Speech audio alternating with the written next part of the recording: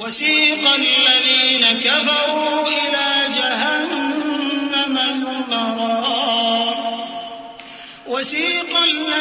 كفروا إلى جهنم زمرا حتى إذا جاءوها فتحت أبوابها وقال لهم خزنتها ألم يأتكم رسل منكم يتلون عليكم آيات ربكم وينذرونكم لقاء يومكم هذا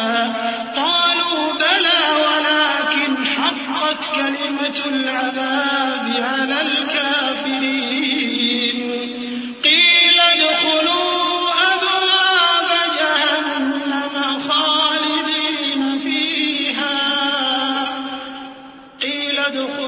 أبواب جهنم خالدين فيها فبئس مثوى المتكبرين وسيق الذين اتقوا ربهم إلى الجنة زمرا حتى إذا جاءوها وفتحت أبوابها وقال لهم خزنتها سلام عليكم طبتم فادخلوها خالدين. اور کافر گروہ گروہ کر کے جہنم کی طرف ہانکے جائیں گے یہاں تک کہ جب وہ اس کے پاس پہنچ جائیں گے تو اس کے دروازے کھول دیے جائیں گے اور اس کے داروغہ ان سے کہیں گے کہ کیا تمہارے پاس تمہیں میں سے پیغمبر نہیں آئے تھے جو تم کو تمہارے پروردگار کی آیتیں پڑھ پڑھ کر سناتے اور تمہارے اس دن کے پیش آنے سے تمہیں ڈراتے تھے؟ وہ کہیں گے کیوں نہیں، لیکن کافروں کے حق میں عذاب کا حکم ثابت ہو چکا تھا. کہا جائے گا کہ دوزخ کے دروازوں میں داخل ہو جاؤ، ہمیشہ اس میں رہو گے، سو تکبر کرنے والوں کا برا ٹھکانہ ہے. اور جو لوگ اپنے پروردگار سے ڈرتے ہیں ان کو گروہ گروہ کر کے بہشت کی طرف لے جایا جائے گا یہاں تک کہ جب وہ اس کے پاس پہنچ جائیں گے اس حال میں کہ اس کے دروازے کھولے جا چکے ہوں گے اور اس کے داروغہ ان سے کہیں گے کہ تم پر سلام ہو، تم بہت اچھے رہے،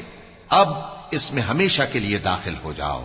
وقالوا الحمد لله الذي صدقنا وعده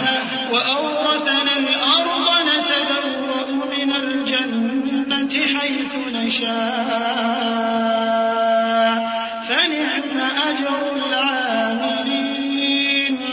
وترى الملائكة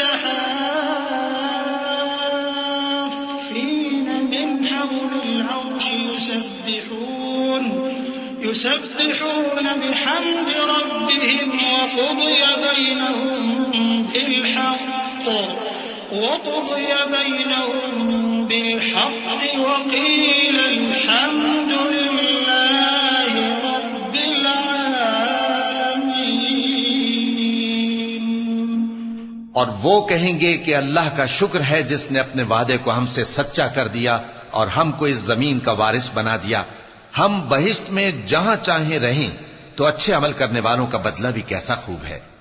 اور تم فرشتوں کو دیکھو گے کہ عرش کے گرد گھیرا باندھے ہوئے ہیں اور اپنے پروردگار کی تعریف و تسبیح کر رہے ہیں.